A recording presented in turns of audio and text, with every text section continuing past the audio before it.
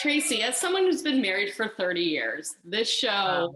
says a lot because I have adult children who may be heading into that, realm. And, you marry the family, you don't just marry the person. So, So a lot of, true. lot of moving parts. The season looks explosive. Mhm. What do you go into each season with as far as, a therapist, as far as what you're going to be working with? Or is it always a surprise and you just got to kind of work with what comes at you? I work with what comes at me. I will say this, in season 3, most people who come on the show now have seen the show. Yeah. So they are here, and they think they know what's going to happen, and they kind of think they're in control of the process. But there's something that happens when people cross the threshold of that house, that whatever experience that they came to have, and I mean, on a higher level, unfolds, and it just starts unfolding, and I'm sort of the channel, but I'm not, it's really their experience. And I say this to them, I'm like, I've watched 60 couples now come through, and some of them have incredible growth and healing, and some do not. I say that I am here for whatever is in the highest good. Mhm. So if that means breaking up, then I'm here for that. I am just here for the highest good. And so that's my intention. That's the space I hold. And I tell the couples, you can have whatever experience you are willing to have. It is going to come down to how honest you are willing to be, how brave, how much courage, how much accountability you're going to ask yourself to bring to this process. And then it's going to turn out according to whatever you are willing to do, is kind of the bottom line, whether your families are or anybody else is willing to do that work or not, you Yeah. know? Yeah. Yeah. How much do you know then about who you're going to be working with beforehand? I have a 7-minute little video that has been put together. So I watch the video usually in hair and makeup on day 1. Like, Wow. I'm not doing exhaustive research. I don't really need to. I feel like they come in, they sit down. After 60 couples, the pattern recognition is pretty strong. You Yeah. start with the big picture. Are they secure? Are they secure functioning, or are they insecure functioning? There's basically 2 ways to be in a relationship. If you've been in a relationship for 30 years, I'm going to say you have secure functioning. Yeah. Okay. Now, it's not a given. It's not a for sure, because people can be in long-term relationships that are still insecure, Yeah. right? Yes. Which I'm sure you know people Yeah. who have that. Then some of them get divorced and some of them don't. Right. But when they come in, they sit down, I can either see one of the 2 things, and that's really where we start. Now, if they're secure, this is going to be a pretty straightforward process in resolving stuff. If they're insecure, well, you just don't know. Anything could happen. Yeah, yes, I have seen that. I have seen Yeah. that. Things definitely take a left turn. Yeah, they do. Yeah, and it's interesting. Do you see there often is a sort of a common theme in terms of what may be holding people back, like control, communication? I mean, are there some of the big ones? Yeah. Well, every couple comes in and sits down and says the same thing. And I'll say, what's your biggest issue? And they'll be like, communication, right? Yeah, Well, that can mean so many different things. right. So one idea in couples therapy is that a couple is communicating actually 100% of the time. Every single thing that's being said and done is part of communication. So it's never that there's not communication. It might be how you're communicating, what you're communicating. It can be all these other things. So I have to sort of get in there and go, let's talk about what's happening. Yeah. So if I were to say the peanut butter and jelly of relationship issues, it is about dynamics. And what dynamic is the most common of all the dynamics? It's pursuer distancer dynamic. Somebody is the person who's always going after the other person going, we need to talk. This is super important. Da, da, da, da, da, da, da, da. And another person is going, Now you can have an emotional pursuer and a sexual pursuer, and those can be two different people, right? Because a lot of times you have a sexual pursuer and a sexual distancer, and you'll have an emotional pursuer and an emotional distancer. Now, I always see this as egg beaters. Those two dynamics, it's like literally people will get divorced off that dynamic, right? Because one person is constantly trying to get a need met, especially the emotional pursuer. They will pursue for years. And then one day they will say, I don't want to do it anymore. 15 years later, they will be like, and it's very complex. And I could go on about it, and I'm not going to, but I will say that pursuer distancer dynamic, that is trouble junction. When you see that, you're like, guys, you need to fix this, or we are for sure in a dead end. This is a cul-de-sac, you know? Yeah, no, I mean, and that yeah, I've seen that definitely before. Right. And so, you know, I kind of previewed this season. Would you say this one is a lot more explosive and emotional? And would you say it also maybe a little driven by the pandemic and a lot of togetherness? Well, that's interesting. I didn't think of it as being pandemic driven, but I'd say it's explosive and emotional because people kind of understand. I think people come on the show now because they're hoping that the show is going to help them work out this thing that they haven't been able to work out on their own. Yeah. When I ask people, why did you come? A lot of times they're like, we came for you. And it's not just the couple. There's usually the moms. There's usually a lady, a mom in the background, maybe two of them, who also watch the show and are like, yes, we want to be engaged in this process. We want help.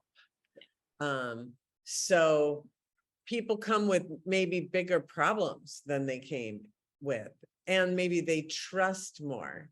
Because even though, here's what I say to people, in order for it to work, you're going to have to get radically honest. And radical honesty always, usually, there's a reason people they've been going like this, walking on eggshells, not saying the truth, because they know if they say the truth, the stuff is going to hit the fan, right? And they come on the show and it's a safe place to say the truth. And temporarily you have a breakdown, but in that you can also come back together in a new way. So I think that's why you see the drama, because people are taking these huge risks that they would never be able to do outside the experiment. And it works oftentimes, not always. But you know, like you said, they're going to be what you're willing to do and give. And if you're not willing and you're not there yet, it's just not going to. And a lot of times we have people leave the show and I know, well, we planted a seed and it might be, a year before that seed sprouts through the ground. Other people, they bloom while in the 3-day period. Some people bloom on day one. They're like, yes, they get it. So those are all individual things. Who's going to get it and how fast and in what time? And, not everybody, I have learned this in my life process. Not everybody came here to have a healing this time around. Some people are just going to go out pretty much where they came in. And I don't judge. I just witness. And but that's the thing though. It's more than the couple. I mean, you have all these you've got siblings and everything. 100%. And you do such a beautiful job of bringing them together. Well, each person is going to have that come to Jesus with themselves in this process. Every person, they can either grow or stay the same. It's up to them. Not everybody wants it. Not everybody wants it. No. Now I know you've seen it all, but was there anything that shocked or surprised you in particular with this season? I'm the most moved by people who take the biggest emotional risk. And so, I mean, the shocking parts, lot of times that's people acting out, people being unregulated. That's all, that's what I call that, like emotionally unregulated. But what really moves me is when people take incredible risks to be deeply honest or to confront past actions that have hurt people they love. And when they do that work, I am really moved by that. That is why I'm here. You know, I'm here for all of it, but that's when I am changed. Yeah. And would you say you're getting that too? Because like you said, they've seen the show and so they know perhaps they do need to dig deeper when they come in. Yeah, I think that's part of it, but I also think that people really, human beings want wellness. So one of the big attachment theorists out there, she says that we all have a functioning, perfect attachment system that is there at all times. It just needs the right conditions to surface. Now, most of the time, people are relating in ways that are bringing out the unworkable attachment strategies in the people that are closest to them. Mhm. So I think a lot of times people come on the show, they get a little coaching, they're able to like hold back on some of the behaviors that create the negative cycles, Mhm. and boom, new things come forward in the people that they think they know. You know what I mean? People that Yeah. a possibility is always there. It's just that conditions hold it, you know, prevent it from surfacing. So I think it's, you know, it's a certain amount of science and a certain amount of, I want to say magic, or it's really like love can bring that forward, but only if the person's in agreement with it. Yeah. That's what makes the show so fascinating and why it's gone as long as it has, is because it's all the same and it's all different. Yeah, We're all exactly. the same and we're all different at Yeah. the same time. It's fascinating to watch people deal with the same stuff we're dealing with, and like, how are they dealing with it? You know? Exactly. Exactly. Do you keep in touch with any of the couples? No, You don't. no. I was saying this, it's funny because everyone's asked me this. Yeah. I'm not in anyone's DMs. They're not in mine. I think it's like I said, it's like being in an emergency room. You're not like Oh, calling people later going, how's it going? They have people in their lives. okay. And some of them are referred to therapy, you Okay. know. This is an intensive process. And then we plant seeds, Mhm. and it's up to them what they want to do with that afterward, you know. I'm a very firm believer that true growth depends on choice. Mhm. You cannot force someone or leverage someone or threaten someone into growing. They have to do it because they want to. Yeah. And that requires you backing all the way off and going, I hope you choose it. Yeah. It's And I scary. respect however you decide to unfold your own life. Yeah.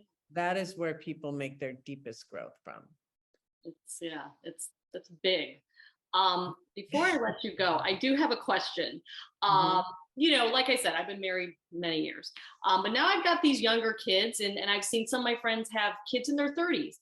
Not a lot of kids seem to want to get married. They're really holding off. Are Yeah. you finding and what do you think it is? Do you think they're looking at the Gen Xers getting divorced or what? No, I think the marriage rate is lower than it's ever been. I'm going to say a big reason for it is because people oftentimes don't get married until they can afford to. And economically, that they're not in a place to be able to afford a husband or a wife, you know? Mhm. So that's, I would say economics is number one. Obviously, our culture doesn't require you to get married. People still live together. They still have children. They just don't get married.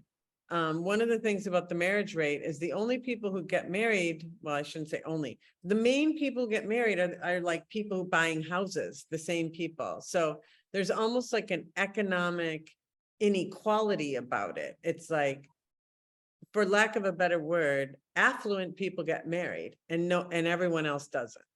Wow. That Interesting. is what is the trend is in the marriage rate. So, yeah, make of that what you will. That's somebody's PhD paper. Yeah, no, exactly. I don't know about that. I'm just telling you what the numbers are. Yeah, But no, yeah. and that's interesting, but there will always be this dynamic, marriage or not, where it's two Yeah. people that want to commit, and then you've got everyone else that kind of have those. Well, that's a factor, even if you're living together and making a life with somebody, you don't have to get married for that, you know?